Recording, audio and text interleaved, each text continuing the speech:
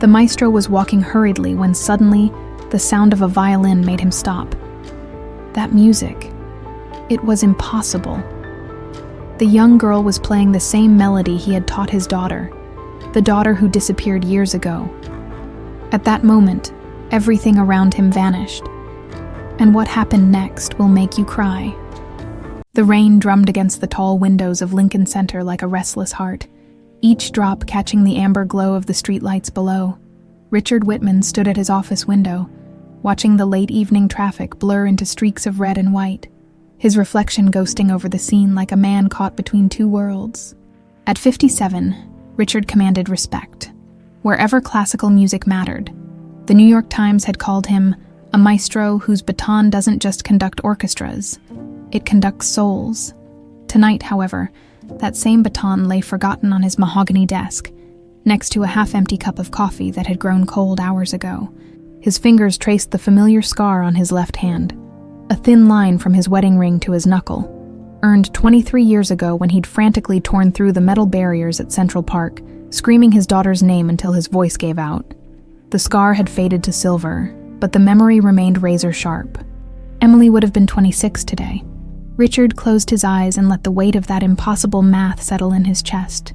26. Old enough to have finished college, maybe graduate school. Old enough to be married, to have given him grandchildren he'd never meet.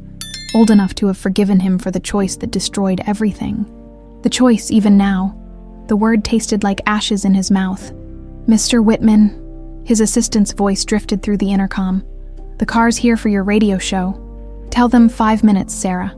Richard straightened his tie, a nervous habit that had developed in the years after Emily's disappearance. Every Tuesday at 11 p.m., he made the same journey across town to a small radio station in Queens, where he hosted a show called Midnight Melodies. Most people assumed it was just another classical music program, but Richard knew better. It was his lifeline to a ghost. The studio was cramped and smelled faintly of stale coffee and old carpet. Marcus, the night engineer, was barely 25, younger than Emily would be now, and he treated Richard with the kind of careful respect usually reserved for broken things. "We're live in 60 seconds, Mr. Whitman." Richard slipped on his headphones and stared at the microphone that had become his confessional. For 23 years, every Tuesday night, he'd played the same song, a lullaby he'd composed when his wife Sarah was pregnant, when the future stretched before them like an endless symphony of possibility. "Good evening, New York. This is Richard Whitman with Midnight Melodies, tonight. Like every Tuesday night, we begin with something special, a piece I wrote many years ago for someone very dear to me." His fingers found the familiar keys of the studio's old upright piano. The melody emerged soft and haunting, a lullaby that spoke of love so pure it could survive anything, even loss. He'd never published Lullaby for My Star, never shared the sheet music. It existed only in these moments, floating through the airwaves like a message in a bottle cast into an endless ocean. "This song," Richard said, his voice barely above a whisper, "was written for my daughter, Emily. She'd be 26 today." He didn't usually talk about Emily on the air, just played the song and moved on. But tonight felt different. Tonight, the anniversary of her birth, the words came easier. "You know, people ask me why I keep playing the same song week after week. They think it's morbid, maybe even unhealthy. But here's the thing about music. It's not bound by the same rules as everything else. A song can travel farther than any voice, reach places we can't go, touch hearts we've never met." The melody swelled, and Richard closed his eyes, remembering Emily at 3 years old, clapping her tiny hands as he played. She'd had his dark hair, but her mother's green eyes, and when she laughed, it sounded like wind chimes in a summer breeze. "I play this song because somewhere out there, in this vast, impossible world, I believe music can do what nothing else can. I believe it can find its way home." The song ended, and Richard sat in the familiar silence that followed. Somewhere in the city, late-night listeners were probably switching stations, looking for something more upbeat. But a few, maybe just a handful, would understand. They'd know what it meant to love someone so much that you'd spend decades calling their name into the darkness, hoping for an echo. After the show, Richard walked the 15 blocks back to his apartment instead of taking the car. The October air was crisp with the promise of winter, and the city hummed with its midnight energy. Sirens in the distance, the occasional burst of laughter from a late-night diner, the whisper of tires on wet asphalt. His apartment was exactly what you'd expect from a successful conductor living alone. Tasteful, organized, and heartbreakingly quiet, photos of Emily filled the mantelpiece. Emily as a baby, Emily taking her first steps, Emily on her 3rd birthday just 2 weeks before she vanished. He'd stopped taking pictures after that. Couldn't see the point in capturing time when time had become his enemy. The piano in his living room was a Steinway Grand, the same model he'd played when he proposed to Sarah 28 years ago. These days, it served mainly as a piece of expensive furniture. He couldn't bring himself to play Lullaby for My Star anywhere but the radio station. Here, in the space where Emily had once danced to his music, the silence felt sacred. Richard poured himself 2 fingers of bourbon and settled into his leather armchair, the same one where he used to read Emily bedtime stories. The police files sat in a cabinet across the room. 23 years of false leads, dead ends, and heartbreak organized chronologically. He'd stopped reading them 5 years ago, but he couldn't bring himself to throw them away. Detective Morrison had retired in 2018, but not before passing the case to a younger officer who called Richard every few months with updates that always led nowhere. "Still working it, Mr. Whitman," she'd say. And Richard would thank her, knowing they both understood the truth. After 23 years, Emily Whitman was a ghost story, a cautionary tale, a cold case that would probably never warm up again. But Richard knew something the police didn't. He knew that love doesn't follow the same rules as evidence. Love doesn't have a statute of limitations. And sometimes, just sometimes, love finds a way to bend the impossible into the possible. He raised his glass to the photo on the side table. Emily at 18 months. Flour in her hair from helping her mother bake cookies, grinning at the camera with the kind of joy that could light up galaxies. "Happy birthday, Star," he whispered. "Wherever you are, I hope you can hear the music." Outside, the city dreamed its restless dreams. And somewhere in those dreams, Richard believed, a melody was traveling through the darkness, searching for the heart that had always been its home. The violin case was soaked through by the time Madison Cooper ducked under the awning of Lou's Diner on State Street. Chicago's October rain had a way of cutting straight through to your bones, and after 4 hours of playing on the corner of Jackson and LaSalle, her fingers were numb, and her case held barely enough to cover tomorrow's coffee. She shook the water from her dark hair and checked her phone. 11:47 p.m. Margaret would be pacing by now, probably standing at the kitchen window with that worried crease between her eyebrows that had deepened over the years. Madison could picture her exactly. Gray hair in curlers, wearing the faded blue robe that had seen better decades, clutching her tea mug like a lifeline. "You're late, honey." The voice on the other end of the phone carried 26 years of motherly concern, wrapped in a Chicago accent that had never quite faded, despite Margaret's efforts to sound more refined. "I know, Mom. Sorry. The rain scared most people underground, but I managed to catch a few late commuters." Madison tucked the phone between her shoulder and ear while she counted the damp bills in her case. $43 and change. Not great, but enough for groceries tomorrow. "I'm heading home now. Did you eat dinner?" Madison smiled despite her exhaustion. Some things never changed. Margaret Doyle had been asking the same question every night since Madison could remember, and the answer was usually the same. "I grabbed a sandwich earlier." "That's not dinner." Madison rose. "A sandwich is not dinner." Madison rose. Margaret only used her middle name when she was worried or frustrated. Tonight, it sounded like both. Madison had been named after her birth mother, a beautiful musician who died giving birth to her. According to the story Margaret had told her since childhood, a story that felt both perfectly real and strangely hollow, like a song with missing notes. The train ride back to Lincoln Park took 40 minutes, and Madison spent it the way she always did, watching her reflection in the dark window while her mind wandered to places she couldn't quite name. Sometimes, especially when she was tired, she'd catch herself humming a melody that felt ancient and familiar, like something she'd known before she was born. Tonight, the melody was particularly strong.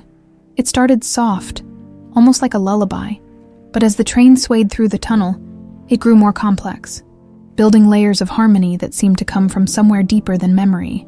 By the time she reached her stop, Madison was humming variations she'd never consciously composed, her fingers moving against her violin case as if they were finding notes on invisible strings. The apartment she shared with Margaret was on the second floor of a converted brownstone. The kind of place that had probably been elegant once but now wore its age like comfortable old clothes. The stairs creaked in all the familiar places, and Madison could smell Margaret's chamomile tea before she even reached the landing. "There's my girl." Margaret appeared in the doorway before Madison could fish out her keys. And for a moment, Madison saw something flicker across her adoptive mother's face. Relief, mixed with something else.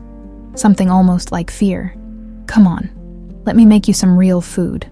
Margaret Doyle had always been what people called sturdy. Broad shoulders, capable hands, and a face that spoke of kindness earned through hardship. At 68, she moved with the efficiency of someone who'd spent decades caring for others, first as a nurse, and now as Madison's devoted guardian. But tonight, Madison noticed the way Margaret's hands trembled slightly as she heated up leftover soup, and the way her eyes kept darting to the window as if she expected to see something troubling in the darkness outside. "Everything okay, Mom?" "Of course, honey, just tired. Mrs. Patterson next door mentioned she saw you talking to some man downtown earlier. Said he looked well-dressed. Expensive." Madison paused with her spoon halfway to her mouth. She'd busked on that corner dozens of times, and barely anyone gave her more than a passing glance, let alone stop to chat. "I don't remember talking to anyone specific, just the usual, people dropping change, a few compliments about the music." Margaret's shoulders relaxed, but Madison caught the way she gripped her tea mug a little tighter.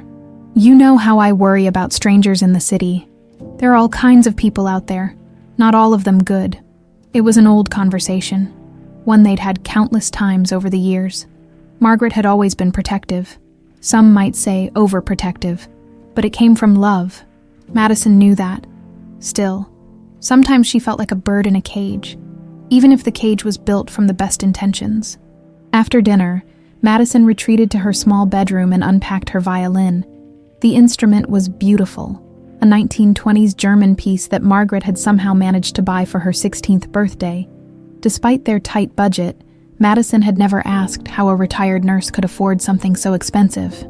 And Margaret had brushed off her questions with vague mentions of savings and sacrifice. She resigned her bow and started with scales, warming up her fingers and her instrument. But soon, inevitably, she found herself playing that melody again, the one that had been haunting her on the train. It flowed from her violin like water, each note finding its place in a pattern that felt both new and ancient. As she played, something strange happened. The melody seemed to unlock something in her mind, and suddenly she was seeing flashes of, what? Memories, dreams. A man with graying hair sitting at a grand piano, his hands moving over the keys with gentle precision. A large room with high ceilings and warm light. The scent of coffee and sheet music scattered across a polished surface. Madison stopped playing abruptly, her heart racing. These weren't new visions. They'd been coming to her in dreams for years, always featuring the same man, the same piano, the same feeling of profound loss mixed with overwhelming love. Margaret insisted they were just dreams, maybe inspired by movies or books, but they felt real in a way that made Madison's chest ache with inexplicable longing. She set down her violin and pulled out her sketchbook, a habit she'd developed as a teenager when the dreams first started.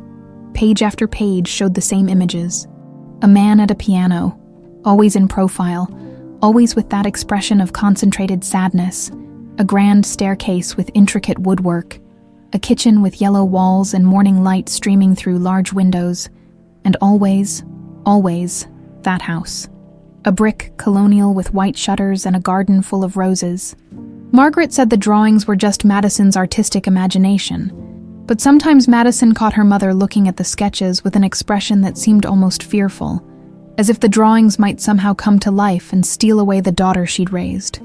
The rain was still falling when Madison finally turned out her light, but softer now, a gentle percussion against her window.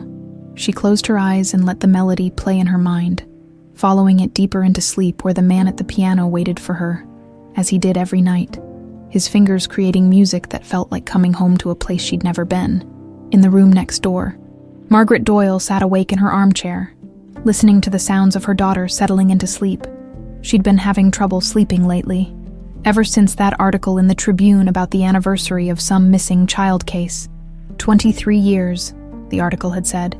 23 years since little Emily Whitman had vanished from Central Park during her father's concert. Margaret closed her eyes and tried to push away the memories that threatened to surface whenever she let her guard down. Some secrets were meant to stay buried. Some loves were too dangerous to examine too closely.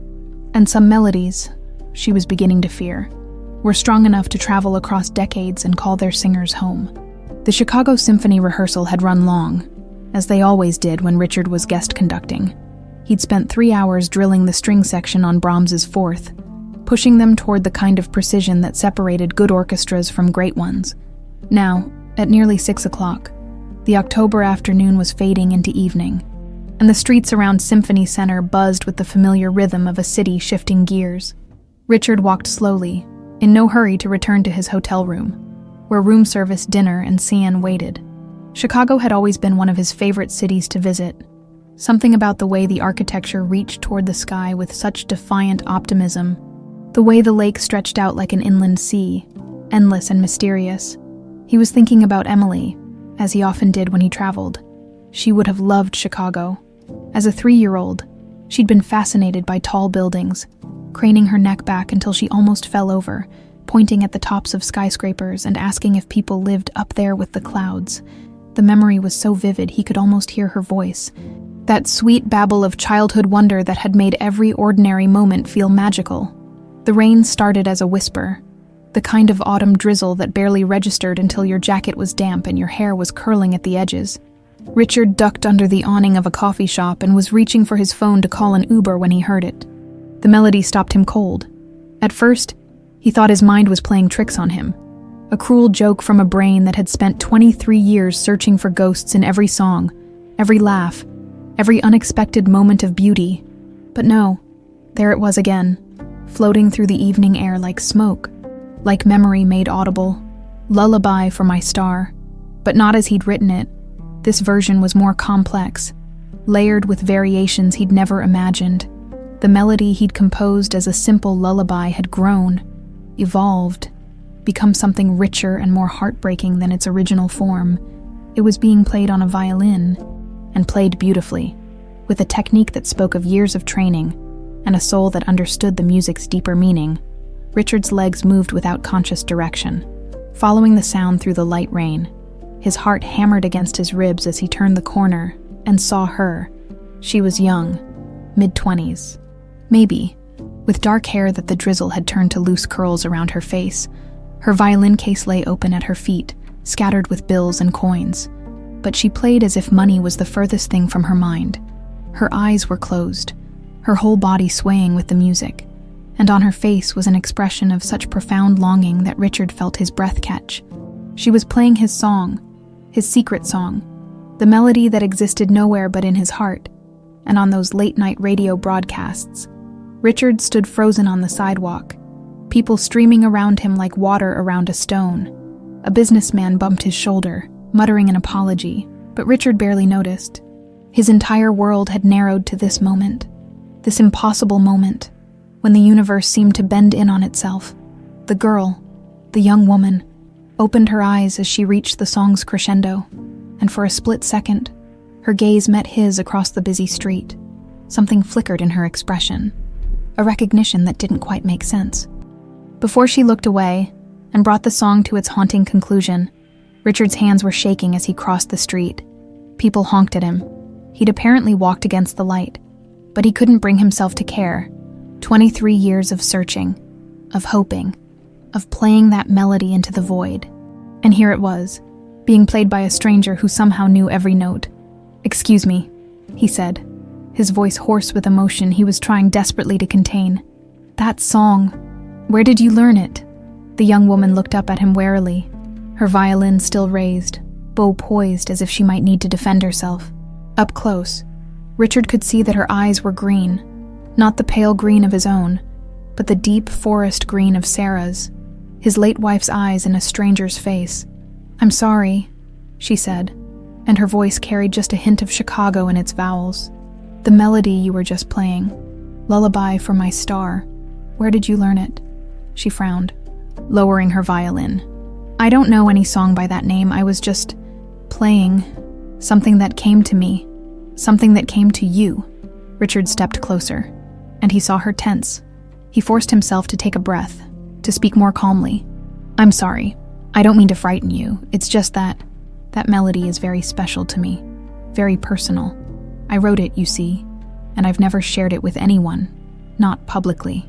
The girl, she had to be a young woman, really, probably older than she looked, studied his face with an expression that seemed caught between suspicion and something else. Something that might have been recognition. You wrote it, she asked softly. Yes, 26 years ago for my... Richard's voice broke slightly. For my daughter. Something changed in her expression then. The wariness was still there, but underneath it was a vulnerability that made her look even younger. I dream about it sometimes, she said. So quietly he had to lean in to hear her. The melody, I've been dreaming about it for years. Sometimes there's a man playing piano and he's... She stopped, shaking her head. This is crazy. I don't even know why I'm telling you this. Richard's heart was beating so hard he was sure she could hear it. What does he look like in your dreams? She hesitated, then said, older, gray hair, sad eyes. He's always sitting at this beautiful grand piano, and he plays the same melody over and over, like he's trying to call someone home. The world tilted. Richard gripped the nearest lamppost to steady himself. What's your name? Madison? Madison Cooper? Not Emily. Of course not Emily. That would have been too simple, too neat. But Madison Cooper with her mother's eyes and her father's musical soul, standing in the rain playing a song that shouldn't exist anywhere but in his memory. Madison, he repeated. Tasting the name. How old are you? 26. The answer came automatically. Then her eyes widened as if she'd realized the significance. Why are you asking me these questions? Because, Richard said, his voice barely a whisper. My daughter would be 26. My daughter who disappeared 23 years ago. My daughter who used to fall asleep to that lullaby every night. Madison took a step back, bumping into her violin case. That's impossible, my mother. My adoptive mother. She raised me from a baby. She told me my birth mother died in childbirth. I don't. But even as she spoke, her voice was losing conviction. There's a music store, Richard said, gesturing down the street with a hand that shook despite his efforts to control it. Steinway and Sons. They have a piano in the window, would you? Could I play something for you? The complete version? Madison stared at him for a long moment, rain dripping from her hair, her violin hanging loose in her grip. Around them, the city continued its evening dance. Cars honking, people hurrying past with umbrellas, the distant sound of a train. But in the space between them, everything was perfectly still. Okay, she said finally, but just for a minute. And then I need to go home. The piano in Steinway and Sons was a concert grand, polished to mirror brightness. The elderly salesman was initially reluctant to let a stranger play it, but something about Richard's bearing, or perhaps the desperate intensity in his eyes, made him nod and step back. Richard's fingers found the keys like they were coming home. The melody began soft and simple, the way he'd originally written it, but as it progressed, he let it grow, adding the harmonies he'd developed over 23 years of lonely Tuesday nights. The music filled the small showroom, spilling out onto the street where Madison stood frozen in the doorway. She was crying before the first verse ended, tears streaming down her face as her body swayed to music that her mind didn't recognize, but her heart knew by heart. When Richard reached the bridge, the section he'd added when Sarah was 7 months pregnant, imagining their daughter's future, Madison's knees buckled, and she had to grab the doorframe to keep from falling. The song ended in silence, broken only by the sound of Madison's quiet sobs and the rain against the windows. Richard turned on the piano bench, his own eyes wet, and looked at the young woman who might, impossibly, miraculously, be his daughter. I know this sounds insane, he said softly, but would you be willing to talk? Really talk, because I think we have a lot to figure out. Madison wiped her eyes with the back of her hand and nodded, not trusting her voice. Outside, the rain continued to fall, washing the streets clean and carrying with it the first whispers of a truth that would change everything. The coffee shop on Michigan Avenue was nearly empty at 8 p.m. Just a few students hunched over laptops and a businessman finishing a late dinner. Madison sat across from Richard in a corner booth, her hands wrapped around a mug of tea that had gone cold 20 minutes ago. She couldn't stop staring at his hands. Long fingers, a thin scar across the knuckles, the way they moved when he talked as if he were still conducting music. "Tell me about your earliest memory," Richard said gently. He'd been careful not to push too hard, sensing that Madison was balanced on a knife's edge between curiosity and the urge to flee. Madison closed her eyes, reaching back through the fog of childhood. "I remember being in a car for a long time. I was maybe 3, maybe 4. My mom, Margaret, she was driving, and I was in the back seat. I kept asking when we were going home, and she kept saying we were going to our new home, a better home. Do you remember where you were before the car ride? Fragments, pieces that don't quite fit together." Madison's voice was barely above a whisper. "A big house with a red door, a kitchen with yellow walls and these huge windows, and music. There was always music playing somewhere in the house." Richard's breath caught. The house in Westchester had yellow kitchen walls. Sarah had insisted on that particular shade. "Sunshine Morning," she'd called it. "What kind of music?" "Classical, mostly, but also..." Madison hesitated, then continued. "Someone playing piano. Always the same person. Because I remember thinking the hands looked like spider legs moving across the keys. Big hands, gentle hands." She looked up at Richard's hands again, and he saw recognition flickering in her green eyes. "Margaret said my birth mother was a musician," Madison continued, "that she died giving birth to me, and that's why I was drawn to music. But sometimes I wonder..." She trailed off, shaking her head. "What do you wonder? If that's true, why don't I remember her? I mean, if she died when I was born, there should be no memories at all. But I do remember things. A woman's voice singing lullabies, the smell of perfume when someone tucked me in at night, and the hands at the piano were definitely a man's hands." Richard felt like he was drowning in hope and terror simultaneously. Every detail Madison shared aligned with fragments of Emily's life. But he'd been down this road before. Over the years, he'd investigated dozens of young women who might have been Emily. Each time, the hope had been devastating when it proved false. "Madison," he said carefully, "would you be willing to let me run some tests? DNA, maybe, just to be sure." Her eyes widened with something that looked like panic. "I can't. I'd have to tell Margaret, and she..." Madison stopped, biting her lip. "She worries about me. A lot. If I came home and told her I'd met a strange man who thinks I might be his missing daughter, she'd probably have a heart attack. What if we kept it between us for now? Just until we know more?" Madison was quiet for a long moment, turning her tea mug in circles on the table. "Can I ask you something? If I really am your daughter, why don't I remember you? I remember fragments of everything else. But not a father." The question hit Richard like a physical blow. He'd wondered the same thing countless times over the years. "Trauma can affect memory in strange ways," he said softly. "And you were so young, but also..." He paused, the old guilt rising in his throat like bile. "I traveled a lot when you were little. Too much. Your mother used to say I was married to my music first and my family second, maybe. Maybe you don't remember me because I wasn't around enough to remember." The honesty in his voice seemed to surprise Madison. She studied his face, looking for deception and apparently finding none. "The dreams," she said suddenly. "They've been getting stronger lately, more detailed last week. I dreamed about a dog, a golden retriever who used to sleep at the foot of my bed. And there was this music box that played." She hummed a few bars of a melody Richard didn't recognize. "We never had a music box," Richard said, his heart sinking slightly. "But we did have a dog," Madison continued. "In the dream, anyway. His name was Mozart." Richard's coffee mug slipped from his suddenly nerveless fingers, clattering against the table and splashing dark liquid across the surface. Madison jumped, reaching for napkins, but Richard barely noticed the spill. "What did you say?" "I said we had a dog, in the dream, named Mozart." "Mozart was real," Richard whispered. "He was Emily's dog, a golden retriever we adopted when she was 2. He died about 6 months before she..." He couldn't finish the sentence. Madison had gone very still, napkins clutched in her hands, staring at Richard with an expression of dawning terror and hope. That's not possible. The music box was real too. It was in Emily's room. Your room, it played for Elise. Your mother bought it at an antique shop in Connecticut. Stop! Madison's voice was sharp, panicked. Just stop. This is crazy. I can't. Margaret raised me.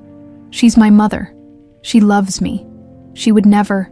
But her voice was breaking, and Richard could see the cracks forming in the story she'd built her life around.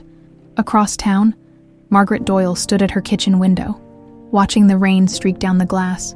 Madison should have been home by now. She was never this late without calling, especially not in weather like this. Margaret's hands shook as she dialed Madison's number for the third time in an hour. It went straight to voicemail again, and Margaret hung up without leaving a message. She'd already left too. The newspaper lay open on her kitchen table, folded to the arts section, where a small article announced the Chicago Symphony's guest conductor for the week, Richard Whitman. Even seeing the name in print made Margaret's chest tight with old panic. She'd known this day would come eventually, had planned for it, prepared for it, dreaded it for 23 years. But knowing something and living through it were two different things entirely. Margaret walked to the bedroom that had been Madison's since she was 3 years old. The walls were covered with sketches, dozens of them, accumulated over more than a decade, always the same subjects: a man at a piano, a grand staircase, a house with a red door and white shutters. Madison called them dreams, but Margaret knew better.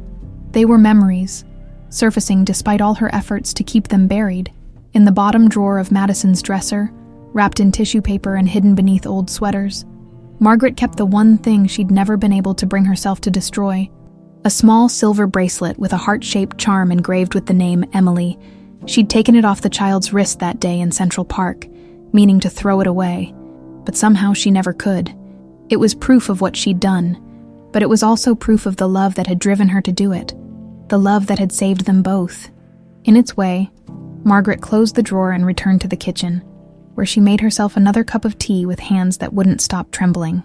Outside, the rain continued to fall, and somewhere in the city, her daughter, her Emily, her Madison, was probably learning truths that would destroy the only family either of them had known for more than 2 decades.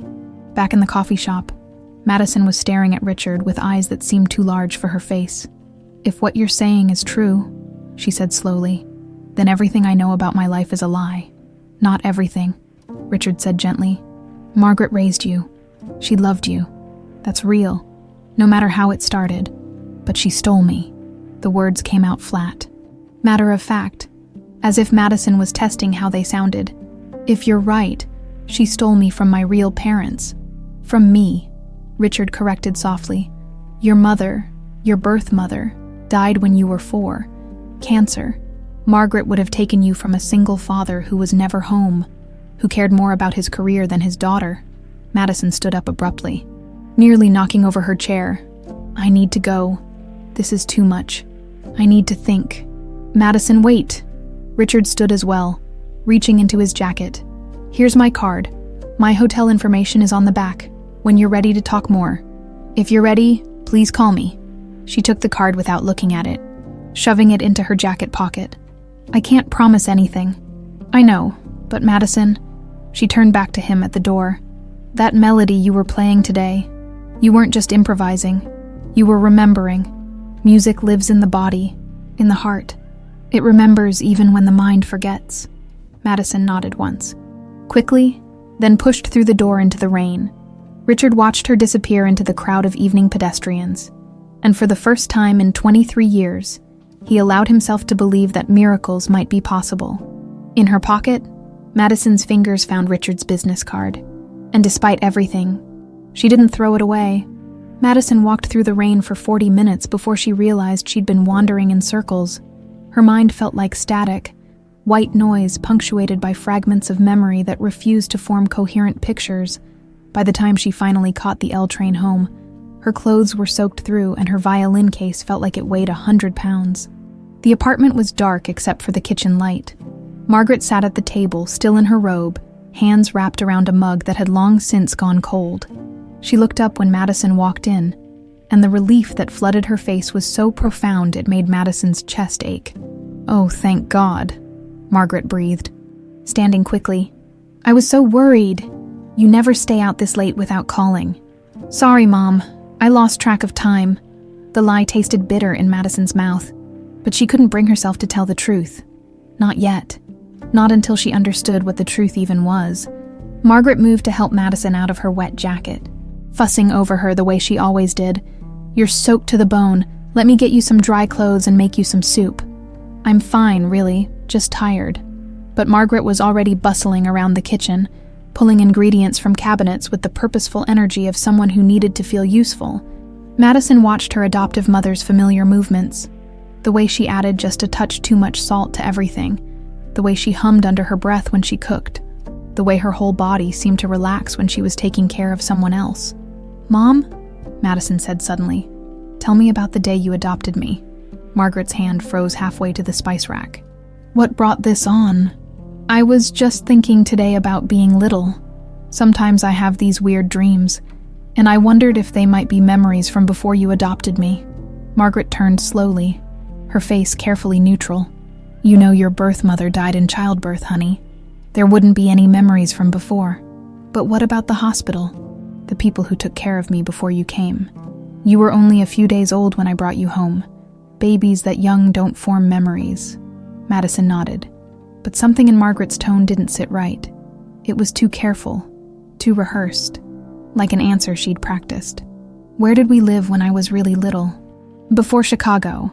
Portland. I told you that. But I remember a house with yellow walls in the kitchen. Portland was an apartment, wasn't it?" Margaret's face went very pale. She turned back to the stove, stirring the soup with unnecessary vigor. "Children's memories are strange things, Madison. Sometimes they mix up dreams and reality, or combine different places into one." Madison wanted to push harder, but something in Margaret's posture, the rigid set of her shoulders, the way her hand trembled slightly as she stirred, made her stop. Instead, she excused herself to take a shower, leaving Margaret alone in the kitchen with her secrets. Under the hot water, Madison let herself cry for the first time since leaving the coffee shop. Everything she'd built her identity around was crumbling, and she didn't know how to stop the collapse. Richard's words echoed in her mind. "Music lives in the body, in the heart. It remembers even when the mind forgets." After her shower, Madison found Margaret had left a bowl of soup and a grilled cheese sandwich on her nightstand, along with a note that said, "Sweet dreams, my darling girl." It was such a typical Margaret gesture, loving, nurturing, desperately trying to make everything better with food and kindness. But tonight, instead of comfort, the note brought fresh tears. If Richard was telling the truth, then this woman who'd loved her so completely had stolen her from her real father. The thought was too big, too devastating to hold in her mind for long. Madison pulled out her sketchbook and found herself drawing without conscious thought. Her hand moved across the page, creating familiar images. The man at the piano, the yellow kitchen, the house with the red door. But tonight, there were new details.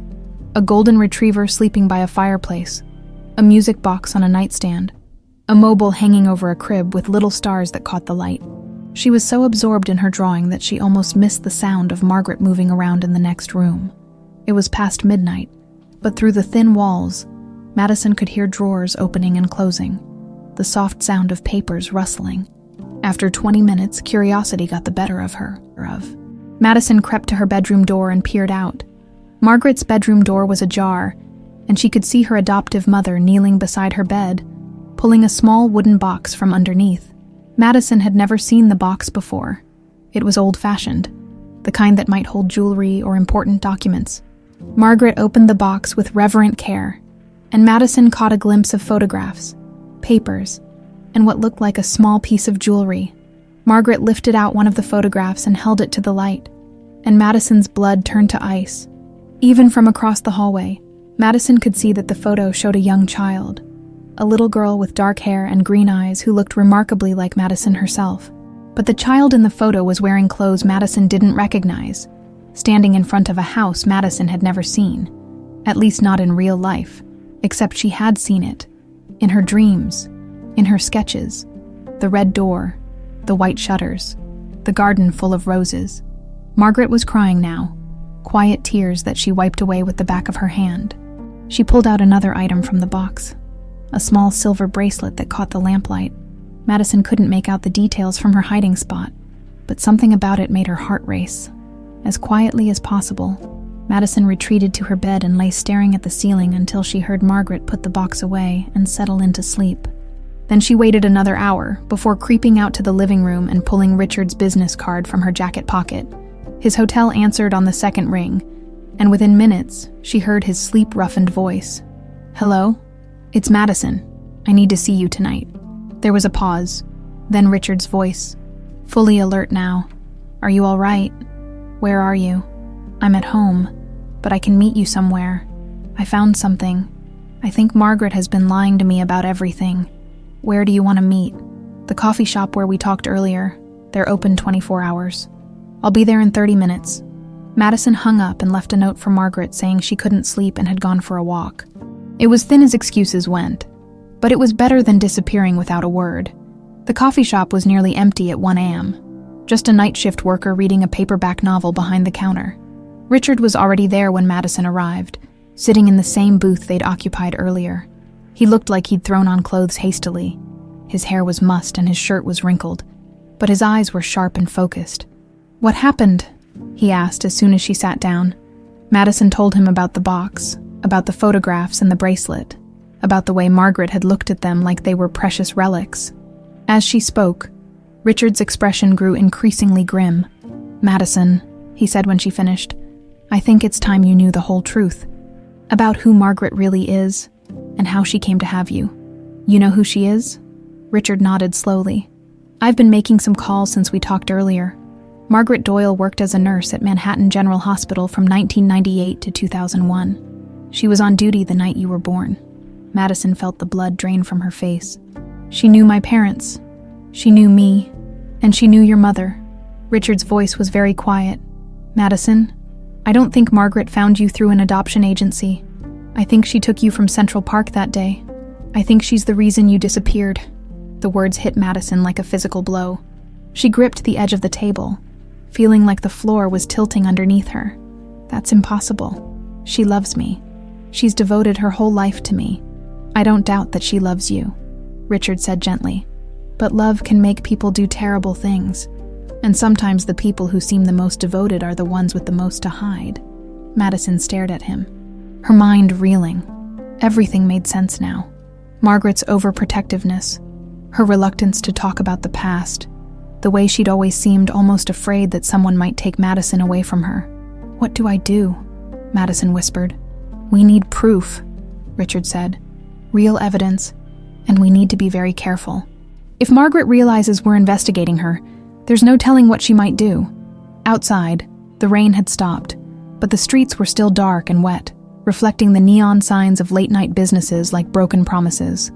Madison thought about Margaret sleeping in the next room, probably dreaming peaceful dreams about her daughter coming home safely. Her daughter, the daughter she'd stolen. "She has photos," Madison said suddenly. "In that box, photos of me as a child that I don't remember taking." Richard leaned forward. "Could you get them?" "Maybe, but if she catches me, we'll figure it out together," Richard said. "You don't have to do this alone anymore." For the first time since walking into the coffee shop hours earlier, Madison felt something like hope. It was terrifying and painful, and completely overwhelming, but it was hope nonetheless. Somewhere across the city, Margaret Doyle woke from a nightmare about losing her daughter and reached across the hall to Madison's empty room, her heart stopping when she found nothing but cold sheets and silence. Madison returned home at dawn to find Margaret sitting at the kitchen table, still in her nightgown, clutching a cup of coffee with white knuckles. The note Madison had left lay crumpled beside her elbow, and her eyes were red-rimmed with exhaustion and worry. "Where were you?" Margaret's voice was hoarse, like she'd been crying. "I told you I couldn't sleep, so I went for a walk. For 5 hours." Margaret stood up, and Madison was startled by how frail she looked. In the gray morning light filtering through the kitchen windows, Margaret seemed to have aged a decade overnight. "Madison, please. Talk to me. What's going on?" Madison poured herself coffee, buying time while she figured out how to navigate this conversation. Richard's words from the night before echoed in her mind. "We need to be very careful. I've been having those dreams again," Madison said finally. "The ones about the man at the piano? They're getting more vivid." Margaret's hands trembled as she reached for her coffee. "Dreams are just dreams, honey. They don't mean anything. But what if they're not dreams? What if they're memories? That's impossible. You know your history. Your birth mother died when you were born, and I adopted you when you were just days old." Madison watched Margaret's face carefully as she spoke. There, a tiny muscle twitching at the corner of her eye, the way her gaze slipped to the left when she mentioned the adoption. After 26 years of living with someone, you learn to read their tells. "Mom," Madison said softly, "I need to ask you something, and I need you to be completely honest with me." Margaret went very still. "Of course.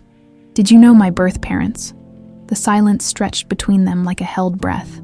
Outside, Chicago was waking up. Garbage trucks rumbling down the street, someone starting a car, the distant sound of the L train carrying early commuters to work. But inside their small kitchen, time seemed suspended. "Why would you ask that?" Margaret's voice was barely a whisper.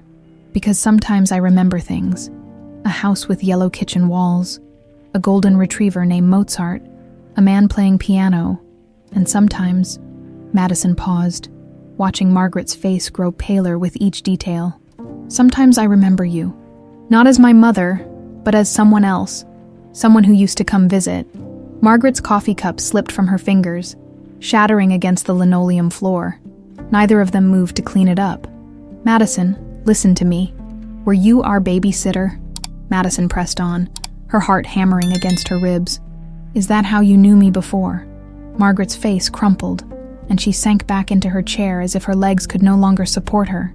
For a long moment, she said nothing, just stared at the broken pieces of ceramic scattered across the floor, like fragments of the life they'd built together.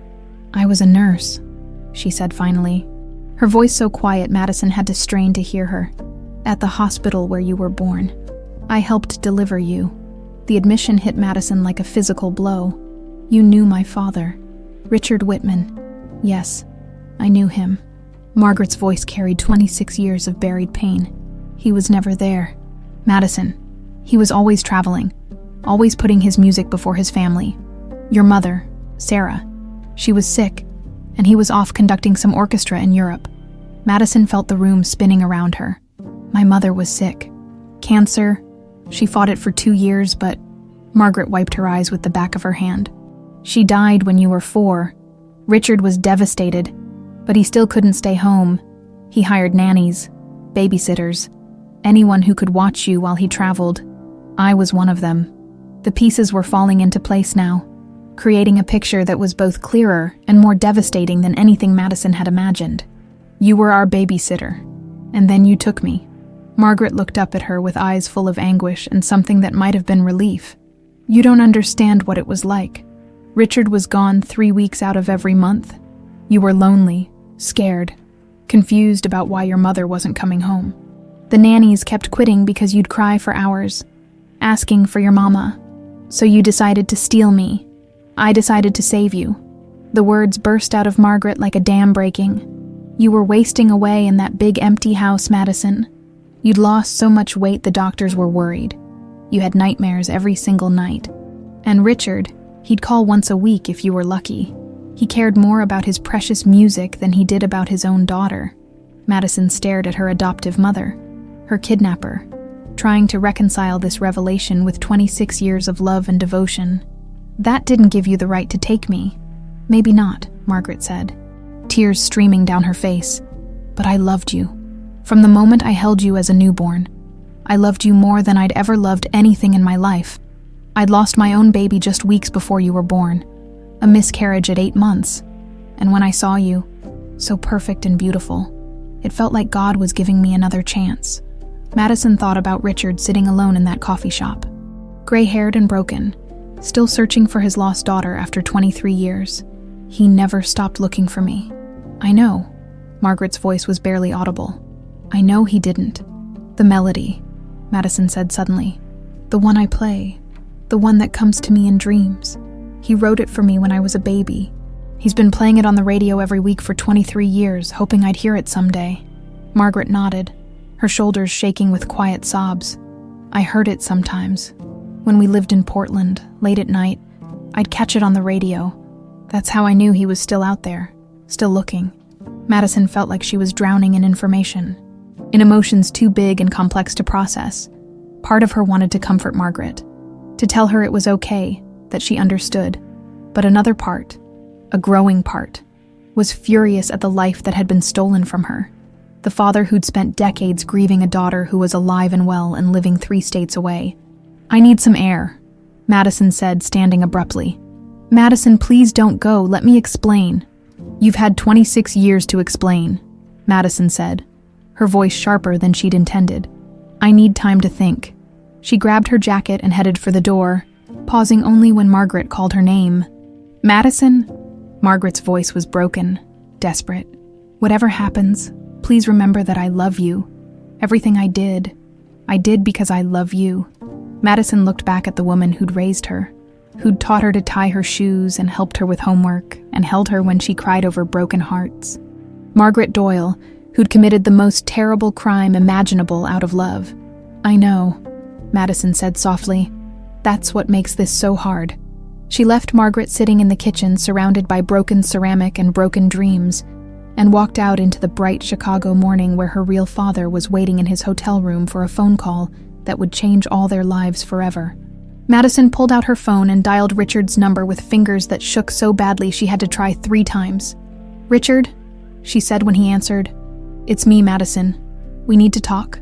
Margaret just confessed everything. There was a sharp intake of breath on the other end of the line. Where are you? Walking toward downtown? Can you meet me at Millennium Park? By the Bean? I'll be there in 20 minutes. Madison hung up and continued walking, each step taking her further from the only mother she'd ever known, and closer to a father she was only beginning to remember. Behind her, in the apartment they'd shared for so many years, Margaret Doyle sat alone among the ruins of the lie that had held their family together, finally understanding that love, no matter how deep or desperate, could not indefinitely hold back the truth. Richard found Madison sitting on a bench near Cloud Gate, staring at her distorted reflection in the polished steel surface. Even from a distance, he could see the tension in her shoulders, the way she held herself like someone trying not to fall apart. Emily, the name slipped out before he could stop it. Madison turned, and Richard saw his own eyes looking back at him, the same gray-green that had stared back from mirrors his entire life. I think, she said carefully, I'm ready to hear you call me that. They walked through the park slowly, neither quite sure where to begin. Madison told him about Margaret's confession, about the hospital and the babysitting, and the terrible logic that had driven a grieving woman to steal a child. Richard listened without interrupting, his hands clenched in his jacket pockets. She really believed she was saving you, he said when Madison finished. Were you? Madison's question was direct, unflinching. Were you really that absent? That negligent? Richard stopped walking. The question hurt because it contained truth, the kind of truth he'd been running from for 23 years. Yes, he said simply. I was, after your mother died. I threw myself into work because I didn't know how to be a father without her. Sarah was the one who knew how to braid your hair and make pancakes shaped like butterflies. I just knew how to write music. But you would have learned. Maybe? I'd like to think so. But Margaret didn't give us the chance to find out.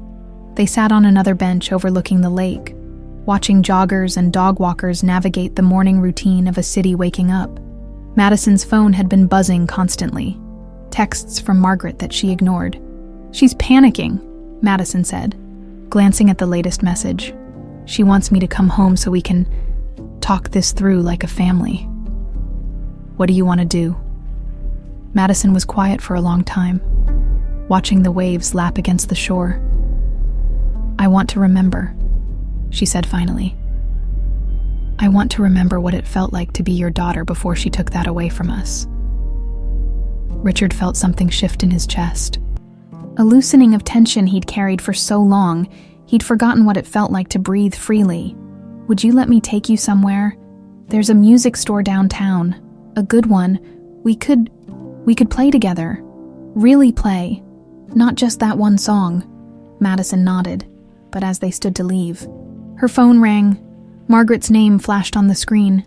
"I should answer it," Madison said reluctantly. "If I don't, she'll call the police and report me missing." Richard watched Madison's face change as she listened to whatever Margaret was saying. Her expression shifted from resignation to confusion to something that looked almost like fear. "No, Mom. I'm fine.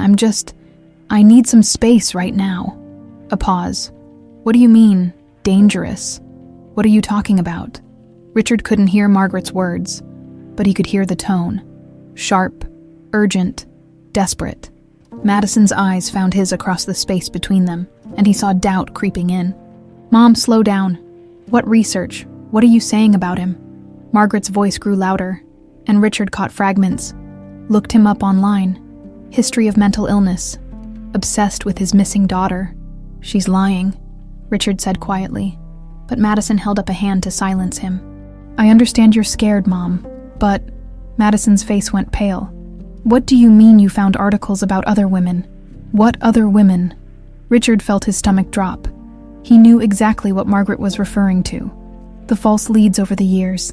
The desperate investigations into young women who bore some resemblance to Emily. In the early years especially, he'd pursued every possibility with an intensity that had probably seemed unhinged to outside observers. "Madison," he started, but she was already backing away from him. "You approached other women?" she asked, her voice small. "Other women you thought might be Emily. It's not what it sounds like. How many?" Richard closed his eyes. "Over the years? Maybe a dozen. Maybe more. But Madison? That doesn't mean..." "Oh God." Madison's face was white now. Her free hand pressed to her chest. "Mom, are you still there?" "Yes. I'm listening." Whatever Margaret was saying now was having a devastating effect. Madison's eyes filled with tears, and she looked at Richard like she was seeing him for the first time. "She says you had restraining orders filed against you," Madison whispered. "That you stalked women, convinced they were Emily even when DNA tests proved they weren't." "There was one restraining order," Richard said desperately. "One, and it was a misunderstanding. The woman looked so much like Sarah, and I was going through a particularly bad period after the 10th anniversary. I made some poor choices, but I never hurt anyone." But Madison was shaking her head, stepping further away from him. "How do I know what's real? How do I know you're not just another damaged man fixated on a fantasy?" Margaret's voice through the phone was getting louder, more urgent. Richard could make out phrases now. "Come home immediately. I'm scared for you. Don't trust him." "Madison, please," Richard said. "I know how this looks. But think about the music. Think about Lullaby for My Star. How could I have known that if you weren't really Emily? Maybe you researched it. Maybe you found old recordings somehow. Maybe this is just what you do. Find vulnerable young women and convince them they're your missing daughter." The words hit Richard like physical blows. He could see the doubt taking hold. Could see Margaret's poison working its way through Madison's mind like smoke. "I have proof," he said desperately. "Photos, medical records, DNA. DNA can be faked. Photos can be manipulated." Madison was crying now, backing toward the street. "I don't know what to believe anymore. Emily, please, don't call me that." The shout drew stares from other park visitors. "My name is Madison, Madison Cooper, and I'm going home to my mother." She turned and ran, leaving Richard standing alone by the lake with his heart breaking all over again. He pulled out his phone and called the private investigator he'd worked with over the years. "Jack, it's Richard. I need everything you can find on Margaret Doyle, and I need it fast. She's poisoning Emily against me, and I'm losing her all over again." Meanwhile, Madison was in a taxi heading home, listening to Margaret's voice through her phone's speaker as her adoptive mother painted a picture of Richard as an obsessed, mentally unstable man who'd been stalking young women for decades. "The internet is full of stories about him, honey," Margaret was saying. "Women who had to get restraining orders, police reports, even a psychiatric evaluation that recommended therapy for delusional thinking." Madison wiped her eyes with the back of her hand. "But the music, Mom. He knew the melody I've been dreaming about. Think about it, Madison. You've been playing that melody on street corners for years. He could have heard you before, recorded you, researched you. Men like him are very good at manipulation. They study their targets." By the time Madison reached home, Margaret had her thoroughly convinced that Richard Whitman was at best delusional and at worst dangerous. Margaret met her at the door with a cup of tea and an armful of printouts. Articles about Richard's failed investigations, court documents from the restraining order, excerpts from police reports that painted him as an obsessed man unable to accept his daughter's death. "I'm so sorry, sweetheart," Margaret said, holding Madison close. "I should have protected you from this. I should have known something like this might happen eventually." Madison let herself be held, let herself be comforted by the woman who'd raised her. But even as Margaret's familiar embrace soothed her fears, a small voice in the back of her mind whispered that something still didn't fit. The music had been too perfect, too personal. Richard's pain had been too real. But that voice was growing quieter as Margaret continued to whisper reassurances, continued to paint Richard as a threat they'd narrowly escaped. And in a hotel room across town, Richard Whitman sat staring at his phone, waiting for a call that wouldn't come, watching his daughter slip away from him again, just when he'd thought she was finally coming home. 3 days passed without contact from Madison. Richard paced his hotel room like a caged animal, his phone permanently attached to his hand, checking for messages that never came. Jack Morrison, his private investigator, had compiled a thick file on Margaret Doyle that painted a disturbing picture of a woman whose obsession with Emily had started long before the kidnapping. "Look at this," Jack said, spreading photographs across Richard's hotel room desk. They were surveillance photos taken outside Richard's house in Westchester 24 years ago. "I found these in the police files from right after Emily disappeared. They thought they were random paparazzi shots, but look closer." Richard studied the images. In the background of several photos, partially obscured by trees, was a woman with graying hair watching the house. The same woman in photo after photo, always at a distance, always watching. "That's Margaret," Richard said, his voice hollow. "She was stalking us even before she took Emily." "Gets worse," Jack said, pulling out a manila folder. "I talked to some of her former colleagues at Manhattan General. Apparently, she had what they called an unhealthy attachment to certain patients' babies. There were complaints, but nothing ever official. And get this, she'd lost a baby of her own just weeks before Emily was born. Full-term stillbirth." Richard sank into a chair, overwhelmed by the scope of Margaret's deception. "She's had 23 years to perfect her story, to convince Emily that I'm the dangerous one. Meanwhile, across town, Margaret was discovering that paranoia could be more exhausting than she'd anticipated. She hadn't slept properly in 3 days, jumping at every car door that slammed in the street, every footstep in the hallway. Madison had been unusually quiet since the confrontation with Richard, spending long hours in her room sketching or staring out the window with an expression Margaret couldn't read. "Are you feeling better today, honey?"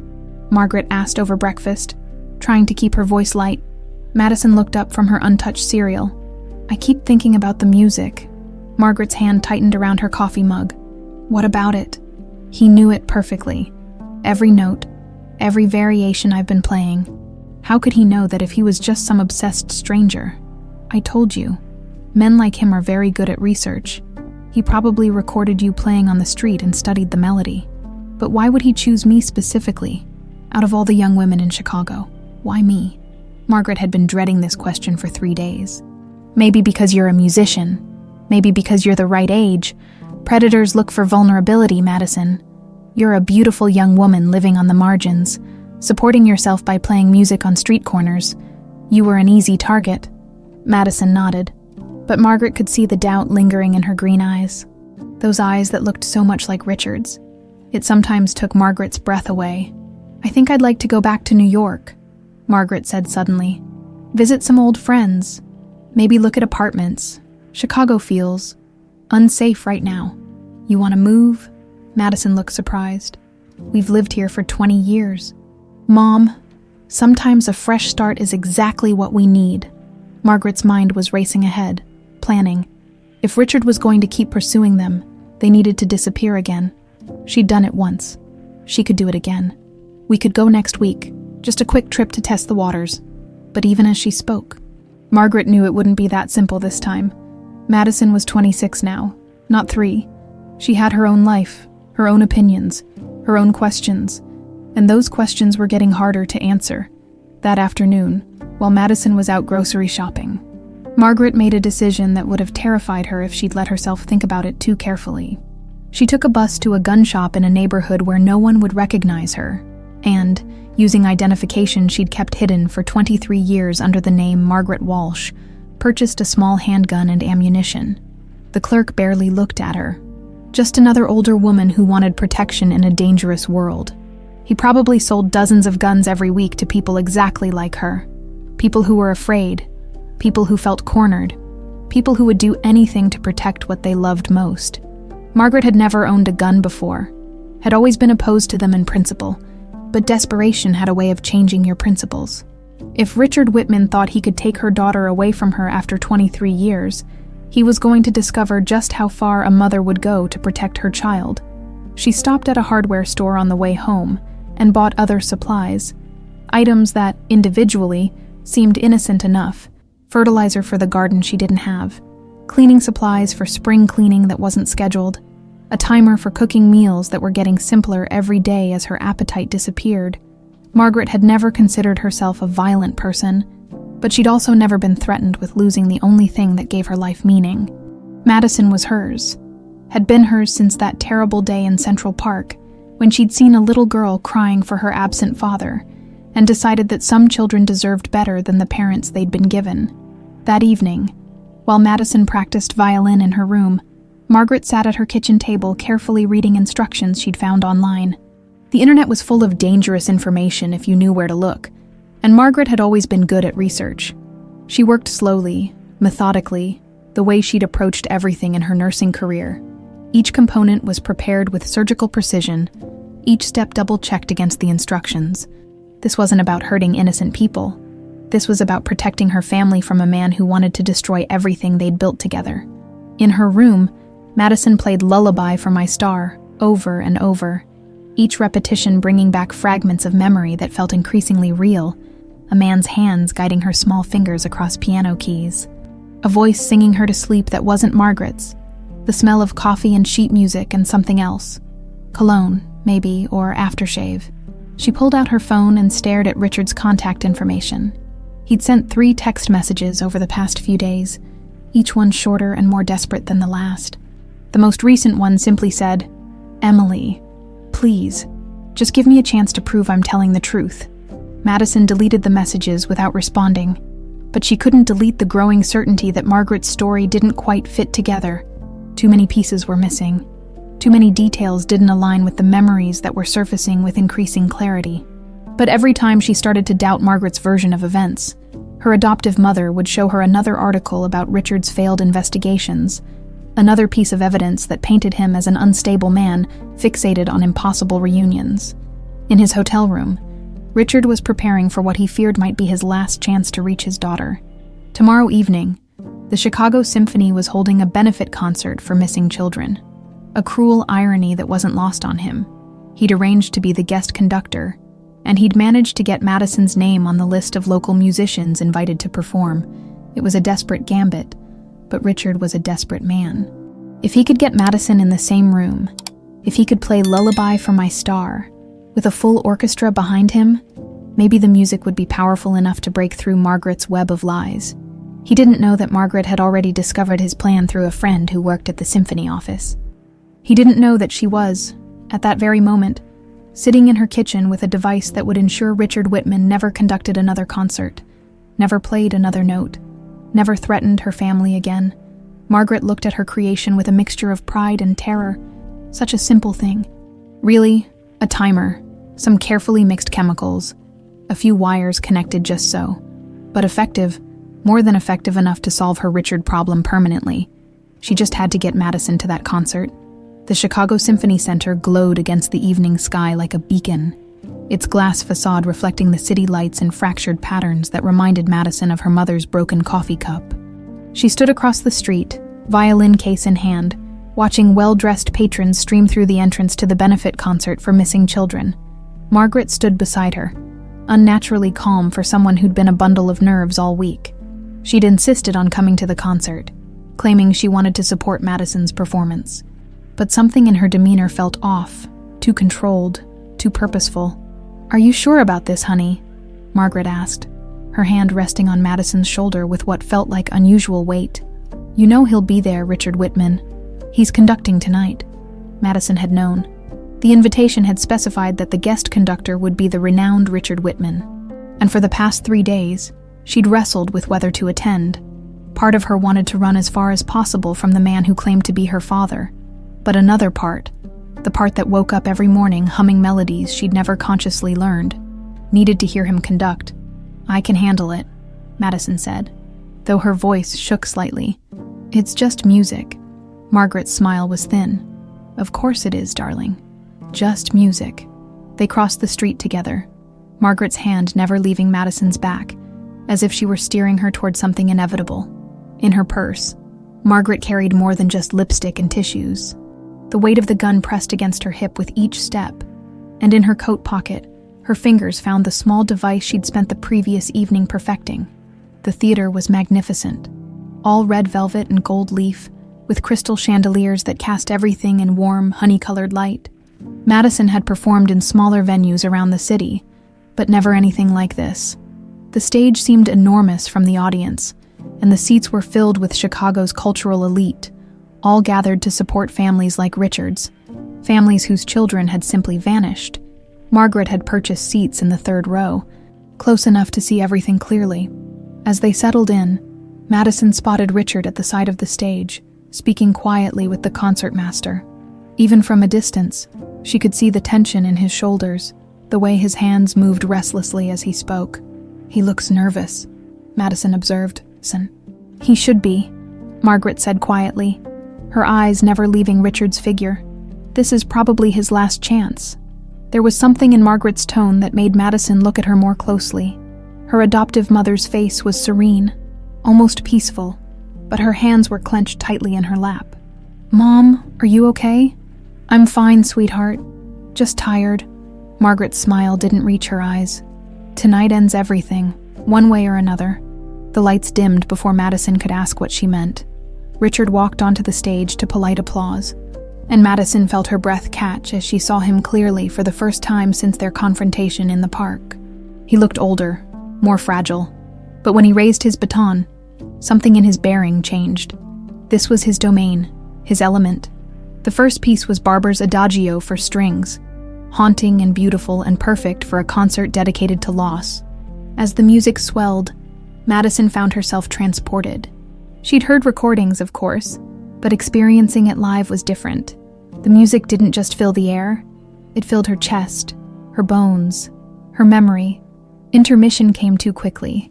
Madison was scheduled to perform during the second half, a solo piece chosen specifically for its emotional impact.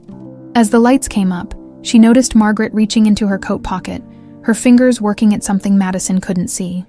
"I need to use the restroom," Margaret said, standing abruptly. "Will you be all right for a few minutes?"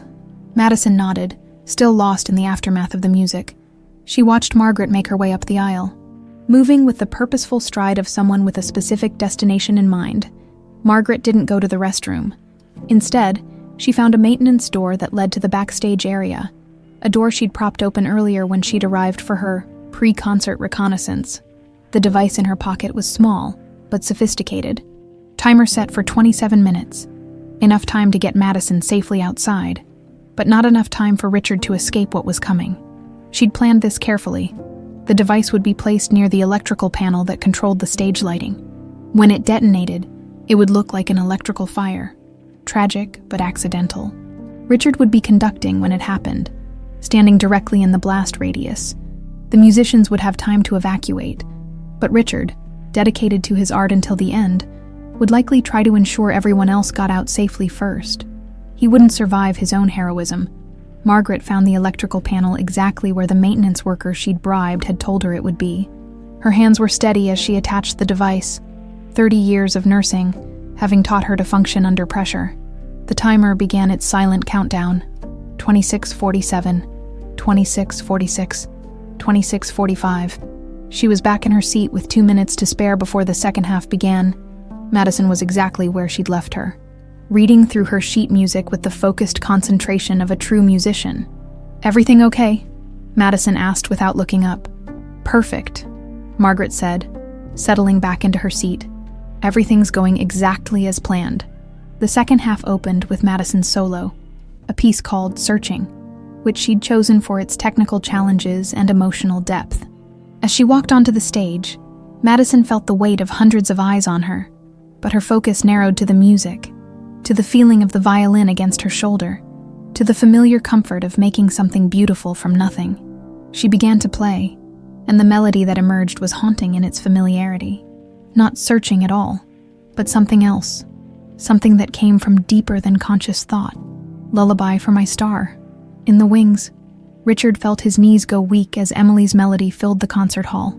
Not the simple version he'd written 26 years ago, but a mature, complex interpretation that spoke of loss and longing, and the terrible beauty of love that endures beyond reason. Margaret's face went white as she recognized the melody. This wasn't the piece Madison had rehearsed. This wasn't the piece on the program. This was the song that had haunted their household for 26 years. The melody that had followed them from Portland to Chicago like a persistent ghost, as Madison played. Something extraordinary happened. The memories she'd been fighting began to surface not as fragments, but as complete scenes. She was 3 years old again, sitting on a piano bench next to a man with gentle hands and sad eyes. He was teaching her to play this melody, guiding her small fingers across the keys while he sang softly about stars and dreams and love that never dies. "Daddy," she whispered, the word lost in the music but heard by her heart. The violin sang with 23 years of separation, with a father's endless grief and a daughter's unconscious longing. The melody built and swelled, incorporating every variation Madison had ever dreamed, every harmony she'd discovered in her sleep. In the audience, people were crying. This wasn't just a performance. It was a revelation, a homecoming, a miracle set to music. Margaret looked at her watch. 4:23 left on the timer. She stood abruptly, grabbing her purse.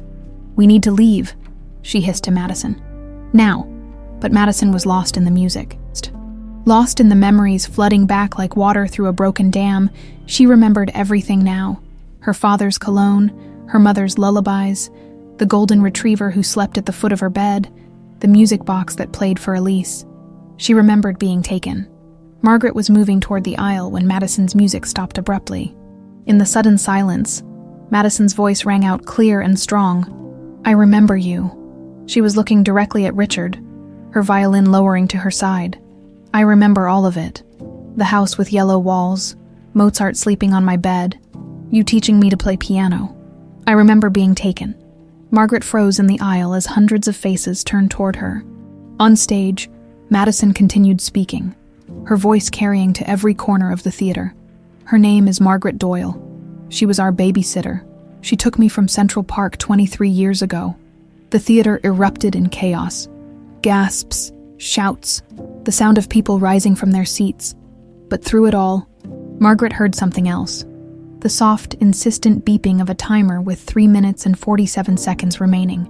She reached into her coat pocket, her finger finding the abort switch, but stopped as her eyes met Madison's across the theater. Her daughter, her Emily, her Madison, was looking at her not with hatred, but with something that looked like pity. "I know you love me," Madison said, her voice somehow carrying over the chaos. "But love isn't supposed to hurt this much." Margaret's finger hovered over the switch that would stop the timer, stop the plan, stop everything. Around her, theater security was moving. People were shouting. Chaos was spreading like wildfire. But all Margaret could see was the daughter she'd raised, the child she'd loved more than her own life, looking at her with eyes full of forgiveness and sorrow. Time seemed suspended in the concert hall as Margaret stood frozen in the aisle, her finger hovering over the abort switch. 3 minutes and 26 seconds on the timer.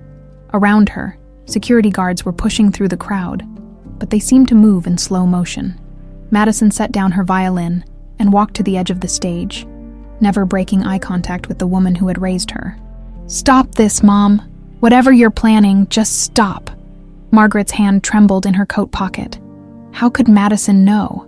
How could she possibly? "I can see it in your eyes," Madison continued, her voice carrying the authority of someone who'd spent 26 years reading Margaret's every expression. "You have that look you get when you're trying to protect me from something. But I don't need protecting anymore. Not from him, and not from the truth." Richard stepped forward from the wings, his hands raised peacefully. "Margaret, please. Whatever you're thinking of doing, it won't solve anything. It won't bring back your baby, and it won't keep Emily from knowing who she really is." At the mention of her lost child, Margaret's composure finally cracked. The tears she'd been holding back for 23 years spilled over, and her shoulders shook with suppressed sobs. "You don't understand," she said, her voice barely audible, but somehow carrying through the theater's acoustics. "I lost everything. My baby, my husband, my reason for living. And then Emily came along, and she needed me. She needed me when you weren't there." "I know," Richard said, walking slowly down the aisle toward her. "And I know you saved her in ways I never could have. Look at her, Margaret. Look at what you helped her become." Madison had climbed down from the stage and was moving toward them both, her face streaked with tears, but determined. "You gave me music," she said to Margaret. "You gave me a home when I had none. You gave me love when I was lost. That's real." "Mom, that's not going away." 2 minutes and 43 seconds. Margaret's finger pressed against the abort switch, but she couldn't make herself activate it.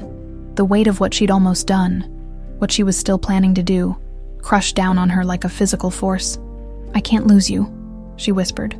"You're all I have. You're not losing me," Madison said, reaching the aisle now, just 10 feet away. "But I need to know where I come from. I need to understand the whole story, not just the part that started when I was 3. Security guards were closer now, speaking into radios, coordinating what was clearly going to be an arrest. Margaret could see them in her peripheral vision, but her focus remained locked on Madison's face. "The device," Margaret said suddenly. "I have to—" She pulled her hand from her pocket, revealing a small black remote with a red button. 2 minutes, maybe less. The theater erupted in fresh chaos as people realized what Margaret was holding. Shouts of "bomb" and "evacuate" filled the air, but Madison stepped closer instead of running. "Where is it?" Madison asked calmly. "Backstage near the electrical panel. I thought if Richard was gone, we could disappear again, start over somewhere new." Richard felt ice in his veins, but he kept his voice steady. "Margaret, hit the button, stop the timer. I don't know if it will work. I built it, but I've never tested the abort function."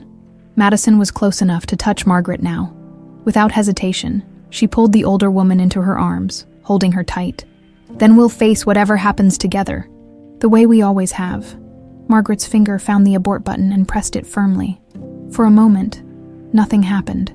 Then a small green light appeared on the device, and Margaret sagged with relief. "It stopped," she whispered. "It's over."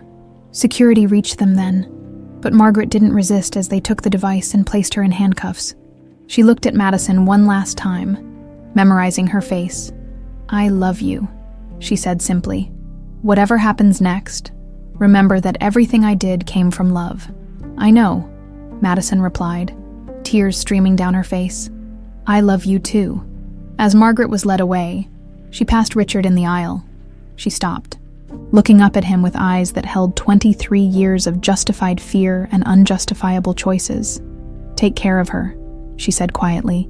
"She's stronger than you know, but she's also more fragile than she pretends to be. She needs music the way other people need air." Richard nodded, his own eyes wet. "I will. And Margaret, thank you for loving her when I couldn't, for keeping her safe when I failed to." Margaret's smile was sad but genuine. She was easy to love. The theater slowly emptied as bomb disposal experts swept the building, but Richard and Madison remained, sitting together in the front row. The stage where Madison had just reclaimed her identity stretched before them, empty now but somehow still humming with the resonance of revelation. "How much do you remember?" Richard asked gently. "Most of it now. It's like the music unlocked everything at once." Madison wiped her eyes with a tissue from her violin case. "I remember Mom, Sarah, singing to me when I was sick. I remember you teaching me to play Happy Birthday on the piano for my 3rd birthday. I remember the day she took me, the confusion, the fear, the way Margaret kept telling me we were going to a better place." Richard reached for her hand, then stopped himself. "May I?" Madison nodded, and Richard gently took her fingers in his. Her hands were musician's hands now, calloused from violin strings, strong and sure. Not the tiny fingers he remembered guiding across piano keys, but unmistakably connected to that lost little girl. What happens now? Madison asked. I don't know, Richard admitted. There will be legal proceedings. Margaret will probably face serious charges, and he paused, searching for the right words. We have 23 years to catch up on. I'd like that, Madison said. But I want to keep my name Madison. It's who I've been for most of my life. Madison Emily Whitman, Richard suggested. Best of both worlds. Madison smiled. The first real smile Richard had seen from her. I like that. They sat in comfortable silence for a while, watching the cleanup crews work around them. Finally, Madison spoke again. I want to visit her, Margaret, when they'll let me. Richard felt a stab of something that might have been jealousy, but he pushed it down. Of course, she's your mother too, in all the ways that matter. And I want to learn about Sarah, my birth mother. I don't remember much about her. She would have loved the woman you've become, Richard said. She always said you had music in your soul, even as a baby when she was sick. She used to ask me to play Lullaby for my star because it was the only thing that would make you stop crying. Madison leaned against Richard's shoulder, tentatively at first, then with growing confidence. Play it for me, she said. The real version. All of it. Richard looked at the grand piano on the stage. Are you sure? I'm sure. They walked onto the stage together, and Richard sat at the piano bench while Madison stood beside him with her violin. The theater was nearly empty now, just a few security guards and cleanup crew members, but it felt intimate rather than abandoned. Richard began to play, and the melody that emerged was different from any version Madison had heard before. This was the original, simple, pure, written by a young father who'd believed the future held nothing but joy for his small family. Madison joined in with her violin, and together they created something new. The melody evolved as they played, incorporating Madison's street musician techniques and Richard's classical training. Sarah's remembered lullabies and Margaret's desperate love, 23 years of separation and the miracle of reunion. When the last note faded, they sat in perfect silence. Outside, Chicago continued its endless rhythm, but inside the concert hall, time felt suspended again. Not in crisis this time, but in peace. 6 months later, Madison Emily Whitman performed regularly with the Chicago Symphony while maintaining her weekly performances on the streets. Richard had established the Emily Song Foundation, providing support for families of missing children and music therapy for trauma survivors. Every Tuesday, Madison visited Margaret at the psychiatric facility where she was serving her sentence. They talked about music, about memories, about forgiveness, and the complicated geography of love. And every Tuesday night, Richard continued his radio show, but now Lullaby for My Star was accompanied by Madison's violin. Broadcast live from wherever in the world their concert schedule had taken them, the song had found its way home, and in doing so, had become a beacon for other lost souls searching for their own impossible reunions. Love, they had learned, was more complex than they had ever imagined, capable of terrible crimes and infinite forgiveness, of creating families and tearing them apart, of surviving decades of separation and blooming again in the space between one heartbeat and the next. The music played on,